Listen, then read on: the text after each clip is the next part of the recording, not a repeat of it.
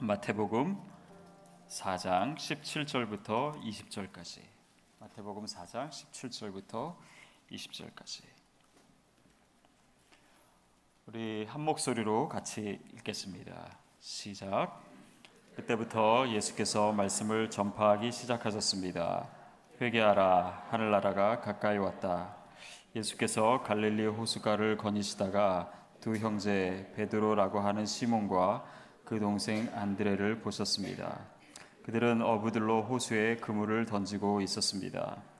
예수께서 말씀하셨습니다. 와서 나를 따라라.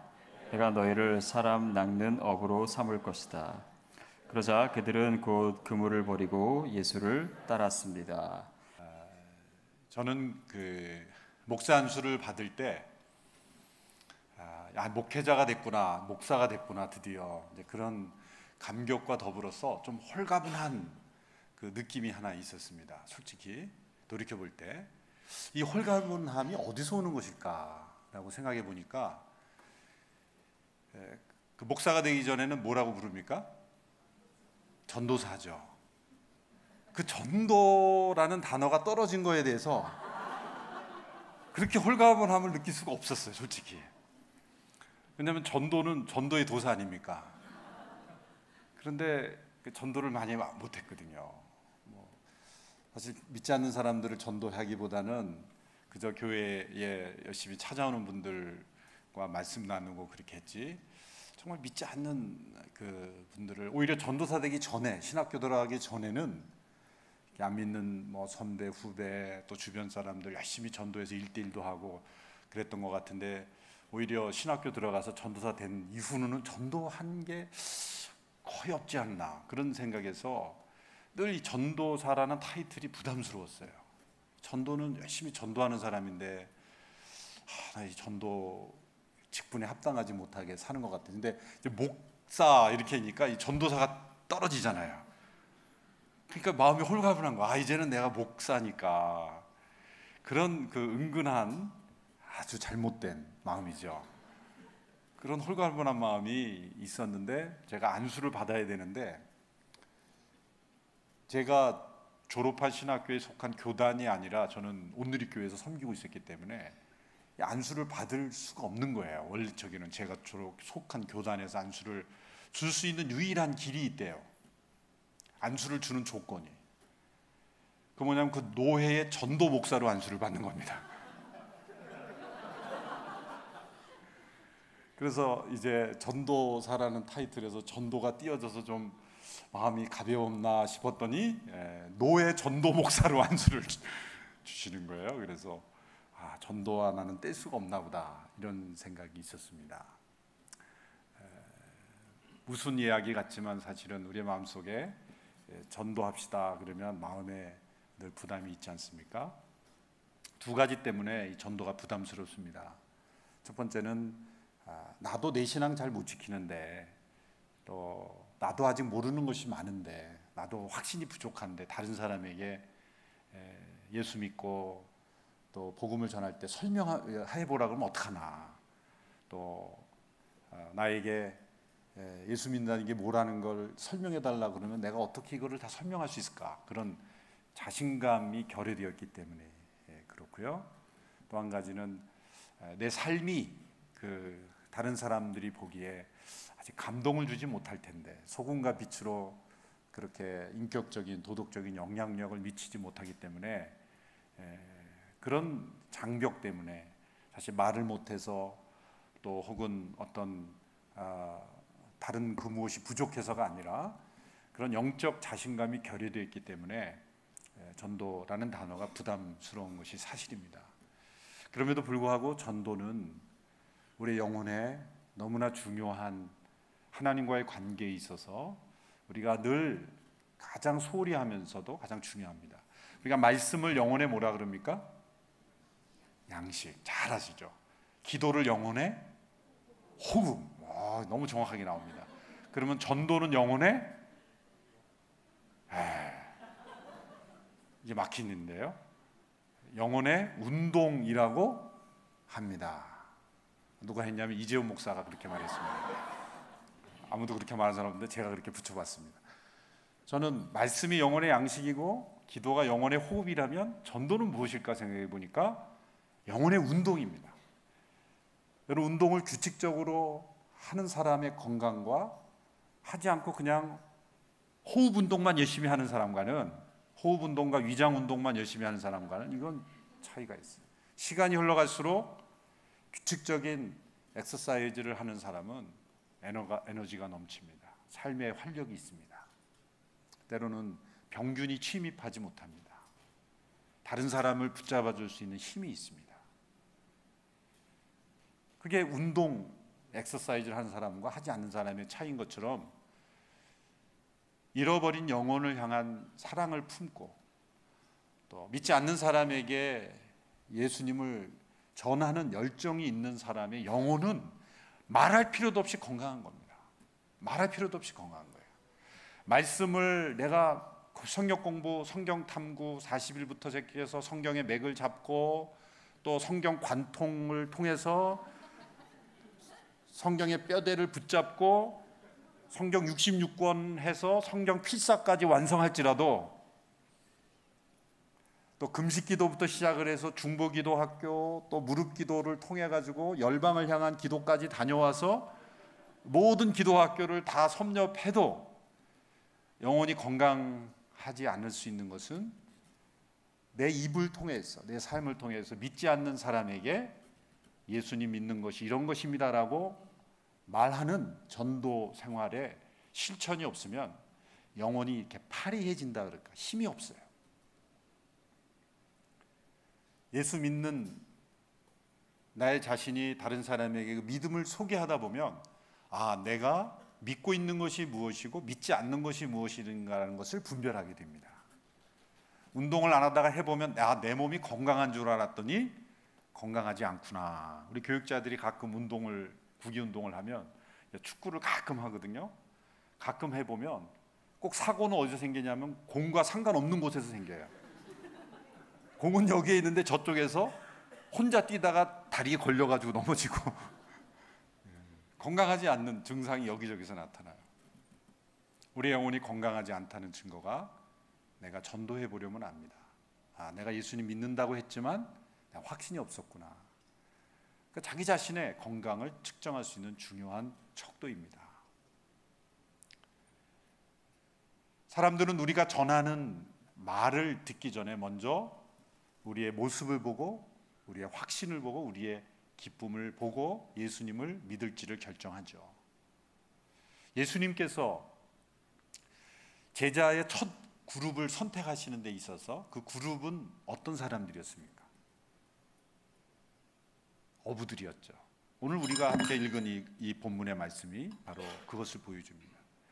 예수님께서 자신의 제자들, 온 인류를 구원하실 위대한, 구원의 이 위대한 프로젝트를 시작하시는 첫 번째 동역자들을 선택하실 때 갈릴리 호숫가로 가셨다는 겁니다. 그것이 왜 중요합니까? 여러분이 만일 전 세계를 대상으로 한 엄청난 비즈니스든 그게 어떤 프로젝트든지 간에 그것을 시작하시려고 할 때, 그리고 여러분에게 엄청난 능력이 있다고 할 때, 누구든지 부를 수 있고 누구든지 고용할 수 있는 그러한 능력, 재력, 위치, 그런 정치적 영향력이 있다고, 권위가 있다고 할 때 여러분은 어느 곳에 가서 여러분의 첫 번째 동역자를 찾겠습니까? 예수님 당시에 가장 엘리트들이 모여있는 곳은 어디에 있습니까? 예루살렘이죠. 예루살렘에 가면 바리새인들, 사두개인들, 그 당시에 가장 쟁쟁하고 똑똑하고 잘나고 가문 좋고 학력 좋고 스펙 좋고 세상 모든 사람들이 부러워하는 지성, 또 영적으로, 정신적으로 모든 것을 다 갖춘 엘리트들은 다 예루살렘에 있었습니다. 당시에 갈릴리는 변방이죠. 갈릴리에는 하루하루 어쩌면 먹고 살기에 급급한, 역사의 의미가 무엇인지, 또 이 세상의 종말이 어디로 향하는지, 하나님의 율법의 깊이가 무엇인지 사실은 좀 거리가 있는 그런 사람들이 모여 있는 곳이 갈릴리 호수 근처였습니다. 예수님이 지성이 부족하고 능력이 부족하고 권위가 부족해서 갈릴리에서 사람을 찾은 게 아닙니다. 그건 매우 의도적인 선택이요 발걸음이었습니다. 예수님의 첫 제자의 그룹을 예수님께서 예루살렘에 가서 찾지 않으시고 갈릴리 호수에서 고기 잡는 어부들을 선택하셨다는 것은 우리에게 굉장한 메시지를 주는 것입니다. 저는 오늘날 이 본문을 읽는 가운데 왜 예수님께서 어부들에게서 예수님의 코어 그룹이죠, 예수님의 제자의 핵심 그룹들을 선택하셨을까? 그 이유가 무엇일까? 그래서 예수님의 말씀에 담겨 있죠. 내가 너희를 이제는 사람을 낚는 어부가 되게 하리라. 어부는 한 마리의 고기를 잡기 위해서 얼만큼 수고를 해야 하는지 아는 사람들입니다. 그 고기의 비린내를 맡으며 그 갈릴리 호수의 찬바람을 맞으며 잠을 자지 못하며 그 그물을 싣고 그 물과 싸우고 바람과 싸우고 고기의 냄새와 싸워야 하는, 자신의 육체를 던져서 한 마리 한 마리를 잡아야 하는 수고를 할 줄 아는 사람들이었어요. 그러면 예수님께서 내가 너희들을 부른 것은 이제 너희로 하여금 사람을 낚는 어부가 되게 하리라. 사람 낚는 어부라는 단어를 그 제자들이 들었을 때 그들은 직감적으로 자신들의 사명을 너무나 잘 이해하게 되었다는 거예요. 오늘날 교회의 정체성을 설명하는 많은 단어들이 있습니다만 가장 중요한 것이 에클레시아, 이 교회라고 번역된 헬라어가 에클레시아는 에클은 무엇으로부터 from이고 클레시아는 콜드, 불러냄을 받았다. 여러분, 우리가 선택해서 신앙생활 시작한 게 아닙니다. 우리 모두는 부르심을 받은 사람들이에요. 이것 자체가 잘못됐기 때문에 오늘날 교회 위기가 오는 것입니다. 우리는 모두 다 사람 낚는 어부로 부르심을 받은 사람들입니다. 부르심을 받았다는 것은 나의 권리보다 하나님의 주권이 더 큰 것입니다. 내가 하고 싶은 것보다 하나님이 원하시는 게 더 커야 되는 거죠. 왜 교회 안에 갈등과 분쟁과 어려움이 일어납니까? 이유는 단 한 가지예요.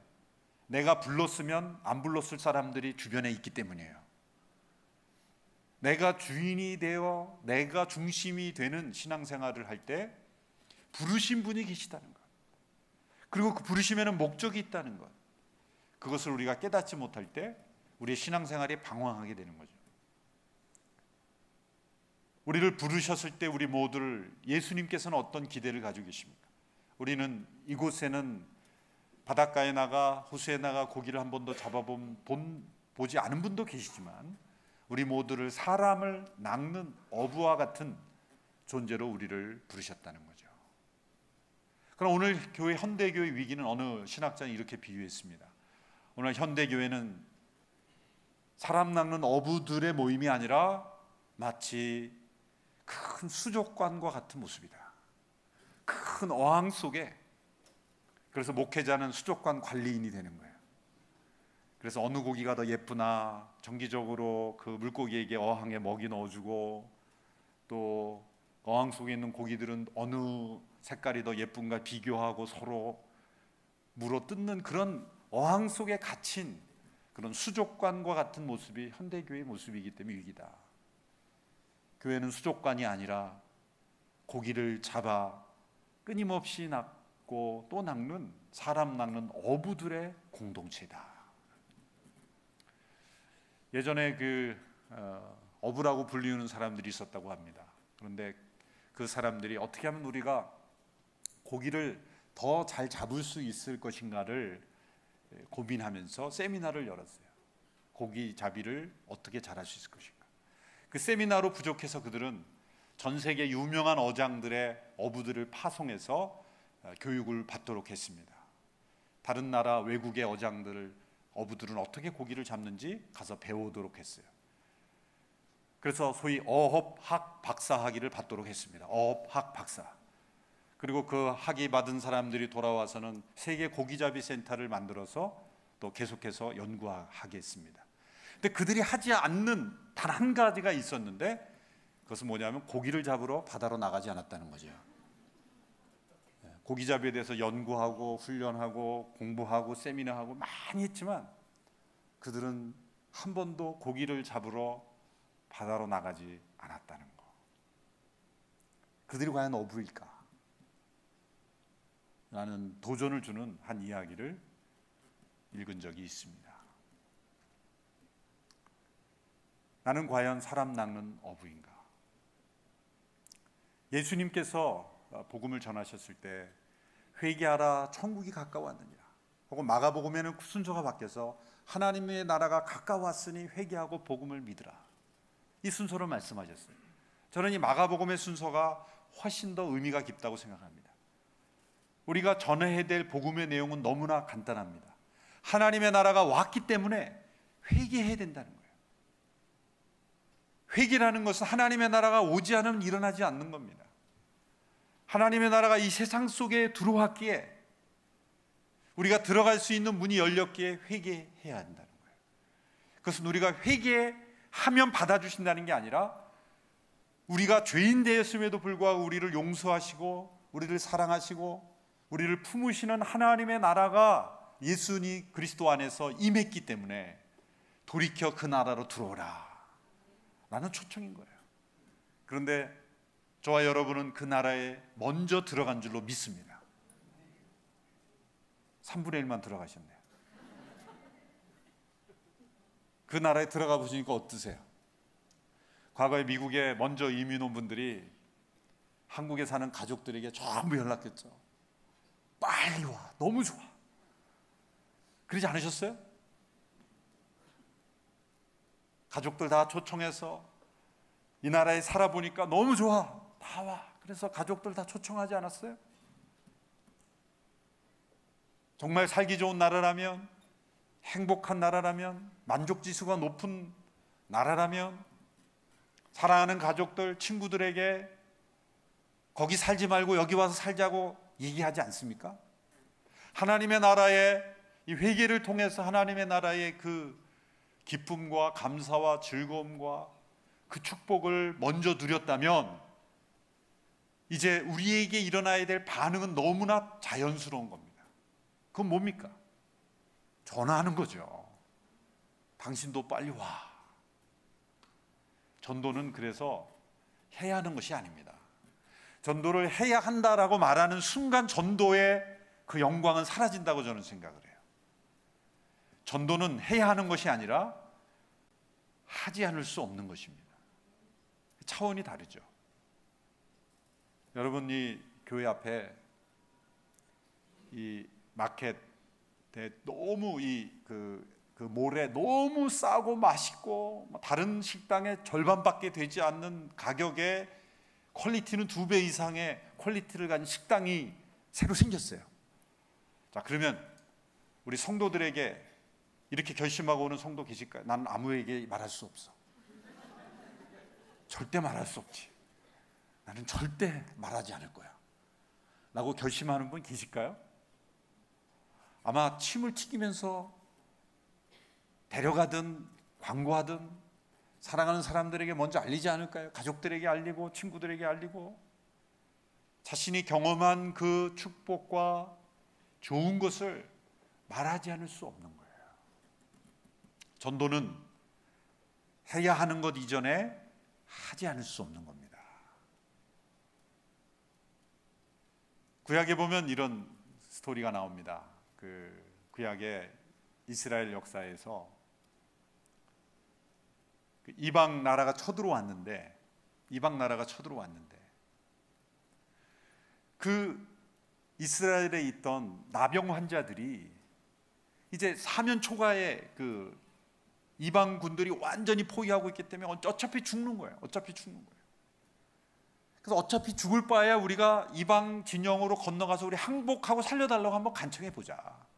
어차피 여기 있어 죽나 아니면 살려달라 그러다가 죽나 똑같이 죽을 거니까 한번 살려달라고 매달려나 보자. 그러고 적진으로 간 거예요. 살려달라고 하기 위해서. 가봤더니요, 아무도 없는 거예요. 적진이 살기등등하게 가득 차 있는 줄 알았는데 어떤 일인지 하나님께서 그 땅에 큰 역사하셔서 그 이방 군인들을 다 도망가게 하셨어요. 그런데 이스라엘은 지금 벌벌 떨고 있는 거예요. 지금 그리고 그 안에서 굶어 죽고 있는 거예요. 밖에 나오지도 못하고 두려워서. 그런데 이 나병 환자들이 그 이방 진영에 들어가서 어떤 일이 있었는지 하여튼 하나님께서 역사하셔서 갑자기 다 도망간 거예요. 그러니까 있는 그들의 모든 물건들을 그대로 놔두고 다 도망간 상황이에요. 그러니까 얼마나 거기에 물건들이 많겠어요. 값진 물건들, 뭐 그 전리품들을 막 보이는 대로 집어넣기 시작했어요. 한참을 자신들의 욕심을 채우다가 어떤 한 문득병자가 이렇게 말합니다. 우리가 이 기쁜 소식을 이스라엘에 가서 전하지 않으면 우리는 죽임 당할지 모른다. 이렇게 기쁜 소식을 빨리 가서 우리가 전해야 되지 않겠느냐 라는 정신 차리는 얘기를 합니다. 그래서 그 나병 환자들이 그 본국의 진영에 이스라엘에 돌아와서 적군은 다 없습니다. 두려워할 필요가 없습니다. 우리는 이제 자유입니다. 해방입니다. 라는 소식을, 그 기쁜 소식을 전해주었다는 그 이야기가 나옵니다. 전도는 바로 그거죠. 전도는 자신이 경험한 그런 영적인 기쁨, 감격, 은혜, 축복, 그 사랑, 그 하나님의 살아계심을 아직도 두려움에, 잘못된 사고방식에, 세상의 가치관에, 그리고 미신에, 헛된 두려움에 사로잡혀 있는 영혼들에게 더 이상 당신들은 그렇게 포위되어 있지 않습니다. 적군은 다 물러갔습니다. 이제 자유입니다. 당신은 이제 살 수 있습니다. 라는 복음을 전해주는 거예요. 그것이 전도죠. 그러므로 전도는 해야 하는 것 이전에 할 수밖에 없는, 하지 않을 수 없는 것입니다. 네트워크 마케팅이라는, 마케팅에 네트워크 마케팅이라는 게 있죠. 예전에는 뭐 다단계라는 이름을 줬지만 이 이름이 안 좋아서 네트워크 마케팅이 훨씬 좋습니다. 저는 이 네트워크 마케팅 자체를 비판하는 게 아닙니다.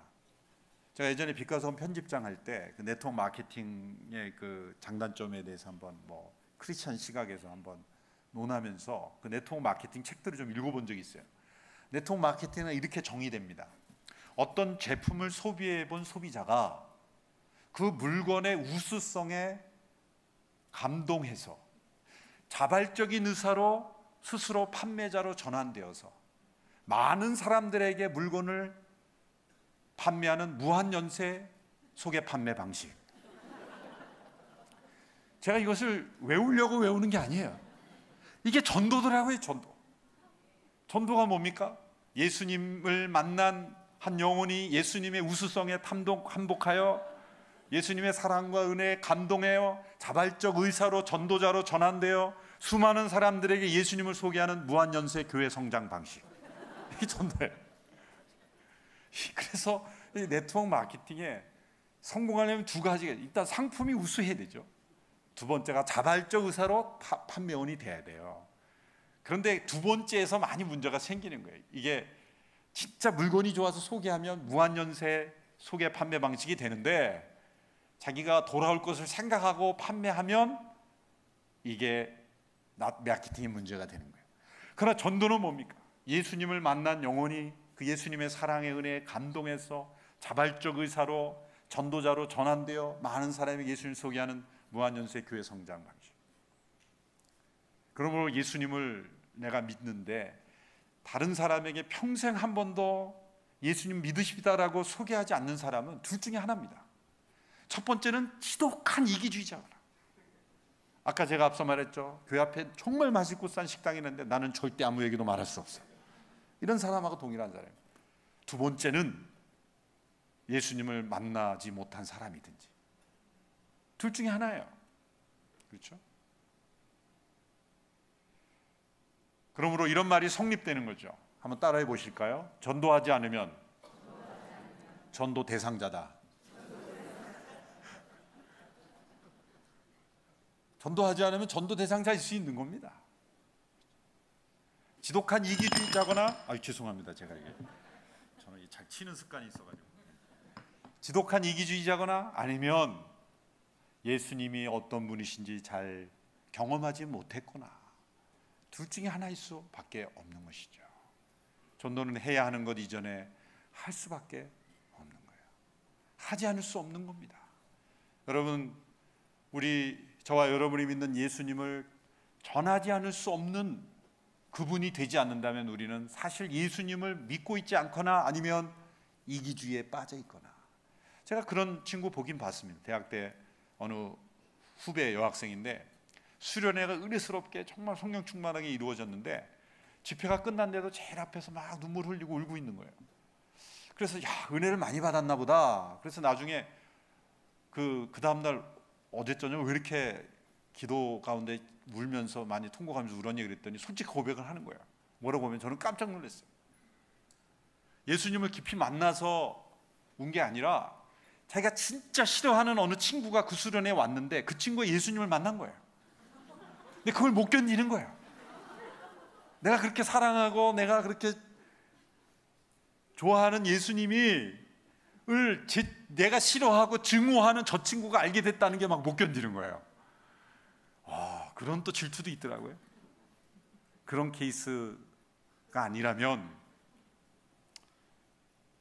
내가 싫어하는 저 사람이 예수 믿고 나와 함께 천국에 가는 건 나는 볼 수 없어 라는 마음이 아니라면 뭔가 우리의 영혼에 새로운 운동은 일어나야 한다는 것이다.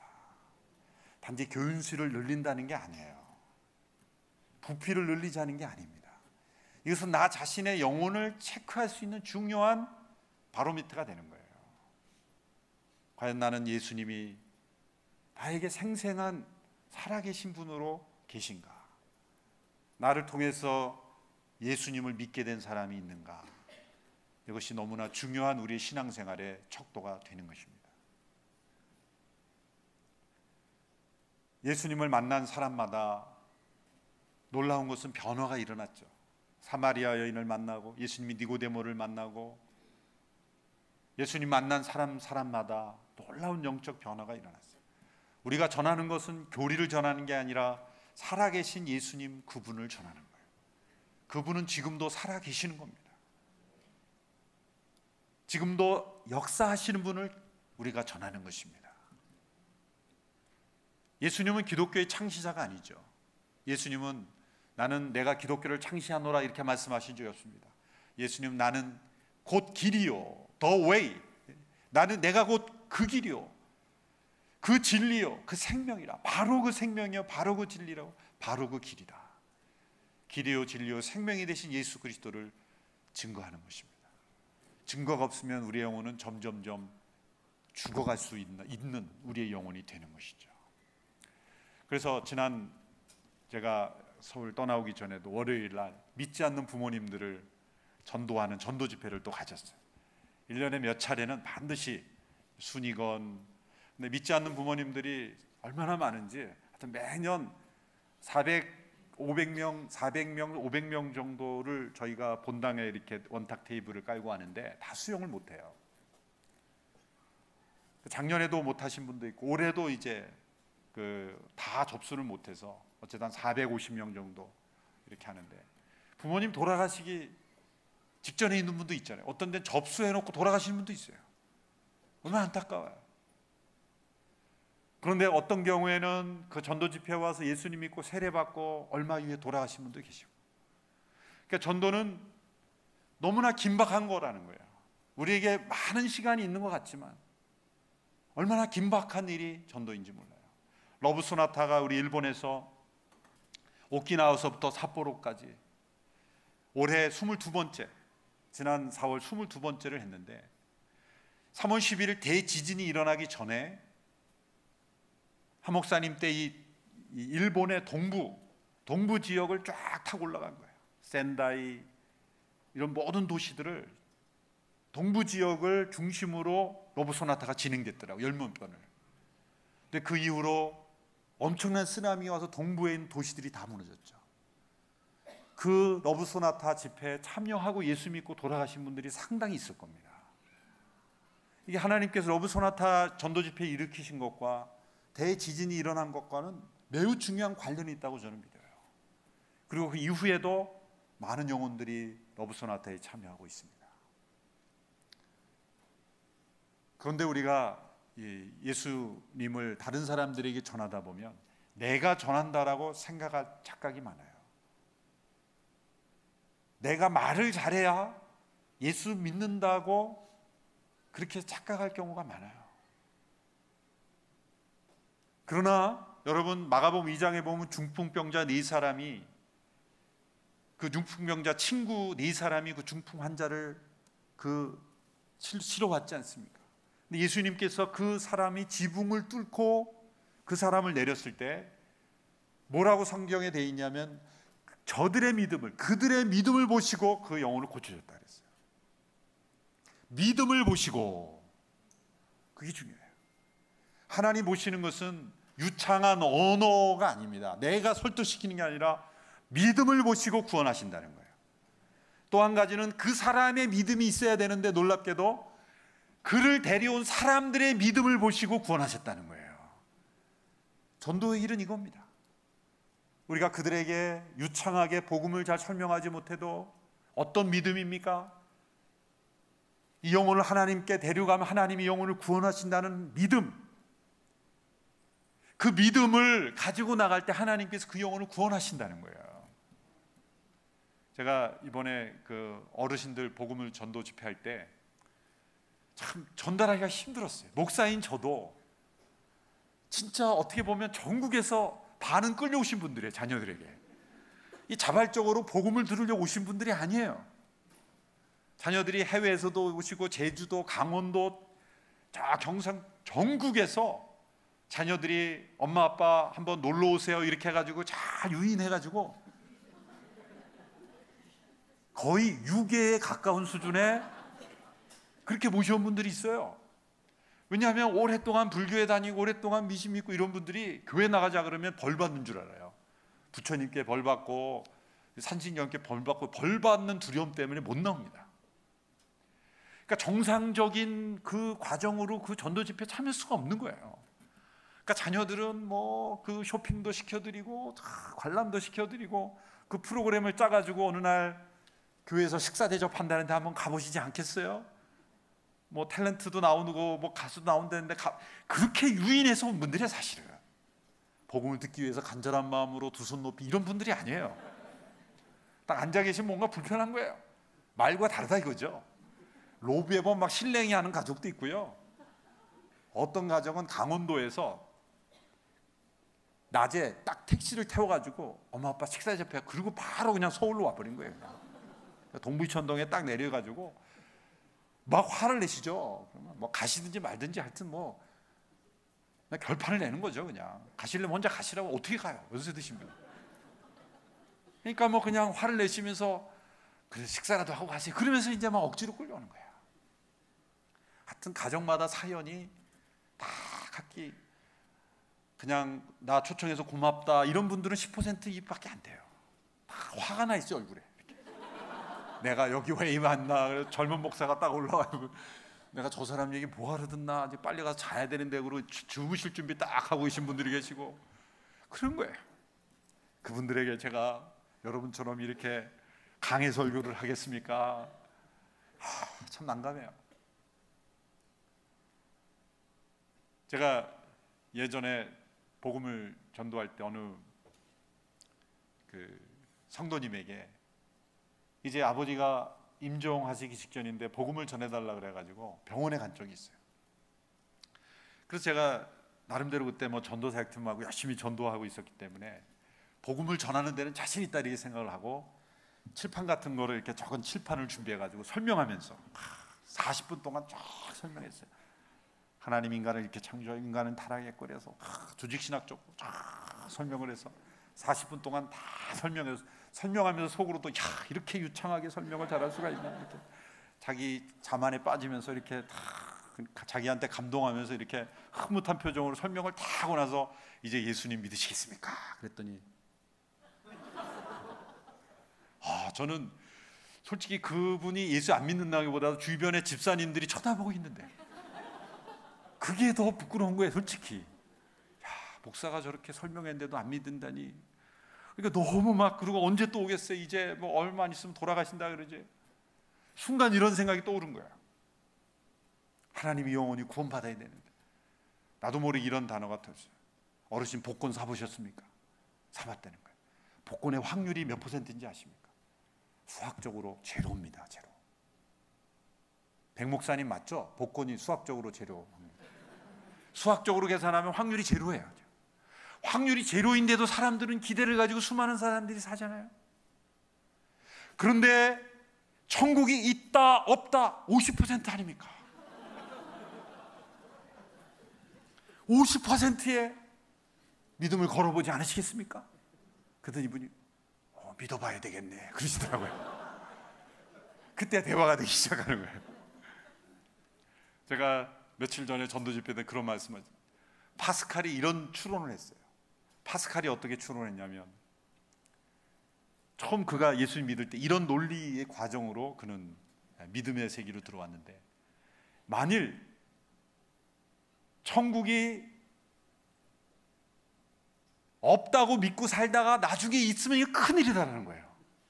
그렇죠? 평생 없다고 믿어 죽은데 진짜 이 천국이 있다면 이건 큰일 나는 거예요. 그렇죠?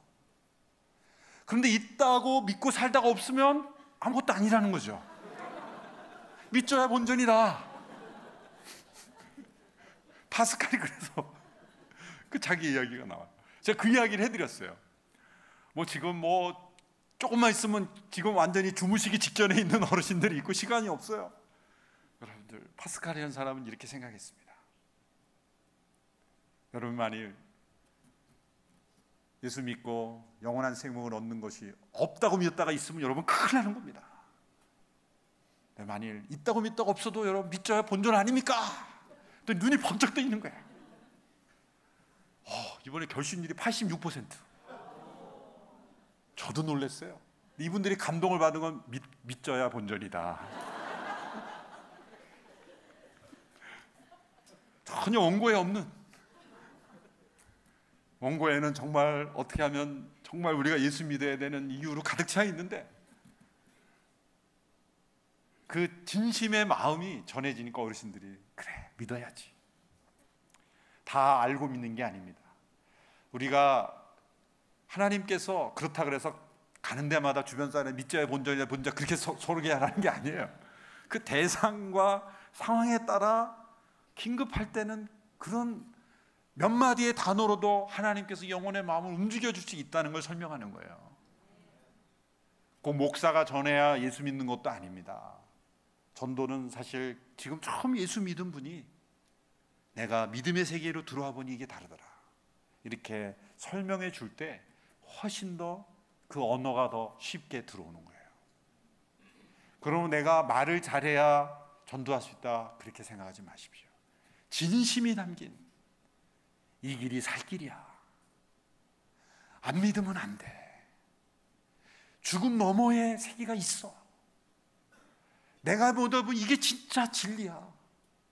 이런 한두 마디의 간절한 믿음이 담긴 권면이 그 영혼을 구원하시는데 하나님이 사용하신다는 거예요. 사용하신다는 거예요. 대상에 따라 상황에 따라 그 언어는 바뀌어야 됩니다. 예수님께서 만나신 사람들을 보면 다 다른 언어로 말씀하셨어요. 니고데모를 만날 때는 하나님의 나라의 신학으로 설명하셨어요. 사람이 거듭나지 않으면 하나님 나라에 들어갈 수 없다. 요한복음 4장에 건너가 보면 똑같이 말씀하지 않으셨습니다. 사마리아의 우물가의 여인을 만날 때는 나에게 좀 물을 좀 달라. 내가 주는 물을 먹는 자는 영원히 목마르지 아니하리라. 처음부터 끝까지 물로 설명하셨어요. 하나님은 물이시다 이거예요. 하나님 물이신 거예요. 목마를 때 이렇게 마실 수 있는 물이라는 거예요. 너의 영혼이 목마르지 않느냐? 예레미야 11장에 시냇가에 심겨진 나무가 열씨를 맺듯이 시편 1편에 시냇가에 심은 나무, 예레미야 2장 13절에 내 백성이 두 가지 양을 행하였는데 하나는 생수의 근원 대신 나를 버린 것과 하나님이 생수의 근원이십니다. 하나님이 물이시다 이거예요. 그 예수님이 그 영혼에게 전한 복음이에요. 누가복음 18장에 가보면 젊은 부자 간원이 와죠. 젊은 부자 간원이 내가 어떻게 하면 영생 얻을 수 있습니까? 예수님이 율법이 뭐라고 되어 있느냐? 하나님을 사랑하고 내 이웃을 사랑하라 했습니다. 그럼 지켜라. 제가 다 지켰습니다. 예수님 뭐라고 말씀하세요? 내가 한 가지 부족한 것이 있는데 내가 가진 재물을 다 팔아 가난한 사람에게 주고 나를 따르라 그랬어요. 그랬더니 이 사람이 근심하여 돌아갔다 그랬어요. 이것은 무엇을 보여줍니까? 그는 율법을 다 알고 있었고 지키고 있다고 그랬지만은 그 젊은 부자 관원에게는 물질이 우상이 되어 있었기 때문에 예수님을, 하나님의 나라를 경험하지 못한 거예요. 너의 영혼은 물질을 치워야 하나님 나라 들어갈 수 있다라고 복음을 전하신 거예요. 그런데 한 장을 넘어가 보면 누가복음 19장에 예수님이 삭개오를 만납니다. 그는 여리고의 세리장이었죠. 유대인들의 세금을 착취해서 로마에게 주는 매국노와 같은 사람이었습니다. 불의한 재물로 가득 차 있었어요. 그런데 예수님이 그 여리고에 있는 삭개오를 만나고 뭐라고 말씀하십니까? 길을 가시다가 나무 위에 올라가 있는 삭개오를 보고 삭개오야 내려오라. 내가 내 집에 머물러야 하겠다. 유대인들이 집에 머물렀다는 건 친구가 되고 싶다는 거예요. 많은 사람들이 수군거렸죠. 왜요? 삭개오가 어떤 자인 줄 알았더라면 예수님이 저런 초청을 하지 말았어야 된다. 사람들은 이걸 기대했을지 모릅니다. 예수님이 이렇게 말씀하셨으면 박수가 나왔을 거예요. 삭개오야 내려오라. 내가 네 죄를 알렸다. 내가 가진 재물을 다 팔아 가난한 사람에게 주고 나를 쫓으라 그랬으면 박수가 터져나왔어요. 역시 예수님이 사람 보시는 눈이 있네. 예수님은 삭개오를 책망도 하지 아니하시고 지적도 하지 아니하시고 마치 삭개오와 같은 부류의 사람인 것처럼 내가 너의 집에 좀 머물러야 하겠다. 친구가 되어주겠다. 그럴 때 삭개오는 변화됐어요. 보시옵소서 예수님, 내가 내 소유의 절반을 가난한 자에게 주고 누구의 것을 토색한 일 있으면 4배나 갚겠습니다. 회개와 변화가 일어났어요. 보세요. 한 장 앞에 있는 젊은 부자 간원과 삭개오의 한 말이 정반대가 돼야 될 것 같아요. 인간적으로는. 자, 어려서부터 경건하게 율법도 잘 알고 경건하게 산 젊은 부자 간원은 예수님이 내가 너희 집에 좀 머물러야 하겠다 그러면 예수님이 사람 볼 줄 아시네. 그렇게 되고, 삭개오에게는 내가 가진 재물을 다 팔아 가난한 사람에게 주고 나를 쫓으라, 젊은 부자 간원에게 준 메시지를 해야 될 것 같아요. 근데 메시지가 바뀐 것 같아요. 근데 정확하게 보신 거예요.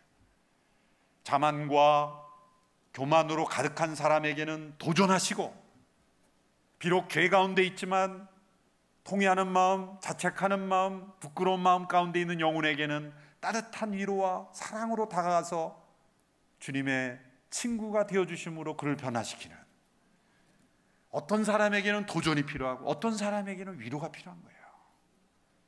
그 사람의 삶의 형편과 상황에 따라 다른 거예요. 요즘 길을 가면서 미국은 그런 분위기는 아닙니다만은 서울에 보면은 전부 그냥 만나는 사람마다 회개하라, 천국 가까이니라, 그런 분들이 있어요. 어떤 사람이 회개를 먼저 얘기해야 되지만 어떤 사람이 삭개오처럼 먼저 친구가 되어주는 게 필요할 수도 있어요. 대상에 따라, 상황에 따라, 그 사람의 문제에 따라 예수님을 철저하게 퍼슨 바이 퍼슨으로 만나주셨다는 거예요. 사도 바울은 유대인에게는 유대인과 같이, 헬라에게는 헬라인과 같이, 카멜레온 일이 되라는 뜻이 아니라 유대인은 유대인의 문화와 그들의 아픔과 고민을 이해하고, 헬라인은 헬라인의 아픔과 고민과 문화를 이해하고 복음을 전했다는 거죠. 그래서 오늘 교회 전도처랑 이 맞춤 전도라는 그 컨셉을 제가 거기에서 착안한 것입니다.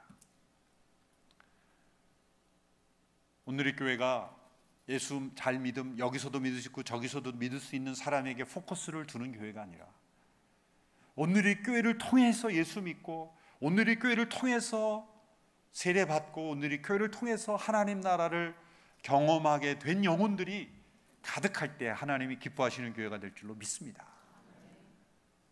그래서 다른 교회 잘 다니는 분 오세요, 이게 전도가 아닙니다. 교회 밖에 있는 영혼, 그리고 교회를 때로는 적대시할 수 있는 그런 영혼에게까지 사랑으로 그들의 문제와 아픔을 공감해주고 그들과 함께 있어줌으로 그들을 한 단계 한 단계 하나님의 나라로 인도할 수 있는 그런 교회, 사람 낚는 어부가 되는 교회가 주님이 기뻐하시는 교회가 될 줄로 믿습니다. 이 앞에 저 있는 대로 따뜻하고 다가서는 교회, 잃어버린 영혼에게 한 발짝 더 다가서는 그저 내 신앙, 내 가족, 우리만의 신앙이 아니라 반드시 신앙은 믿지 않는 영혼을 향하여 운동하게 되어 있습니다. 내가 만난 예수님을 믿지 않는 영혼에게, 여러분의 순모임에 이제 믿지 않는 영혼을 초대하고 또 그들에게도 함께 하나님의 나라의 은혜를 나누고자 하는 그런 열정이 불타오를 때 그것이 바로 참된 교회가 될 줄로 믿습니다. 제가 2년 전인가 3년 전에 한번 주일날 설교할 때 이 이야기를 한 적이 있어요. 이것만 하고 마치겠습니다. 전통적인 교회 ABC와 사도행전적 교회 ABC를 제가 말씀드렸어요. 여러분 잊어버릴 줄도 믿습니다. 뭐 기억 못하신다고 자책하지 마십시오. 전통적인 교회 ABC, A, attendance, 얼마나 많이 출석하느냐. B, building, 얼마나 좋은 건물이 있느냐. C, 많이 좋아하는 캐시, 헌금이 어떻게 되느냐. 목회자들이 모이면은 얼마 모여, 예배당 줬어, 헌금은, 이게 교회를 평가하는 기준입니다. 사도행전적 교회의 평가의 기준은 뭡니까? A, apostle, 사도들이 몇 명이냐. 단순한 예수님의 제자에 머무는 게 아니라 보냄을 받은 자로서 이렇게 믿지 않는 영혼을 향하여, 열방을 향하여 사도적 삶을 사는 사람이 몇 명이냐. 두 번째 B는 뭐야? 베프티즘, 그 공동체를 통해 예수 믿고 세례받은 사람이 몇 명이냐. C는 셀, 건강한 소그룹, 건강한 세포 같은 그런 소그룹이 얼마 있느냐. 그게 사도행전적 교회의 ABC입니다. 우리 얼바인 온누리교회는 앞에 ABC에 충실한 교회가 아니라 뒤에 ABC에 충실한 교회가 돼서 이 얼바인 온누리교회를 통해서 많은 믿지 않는 영혼들이 구원받는 그런 어부들의 공동체 될 수 있게 되기를 축원합니다.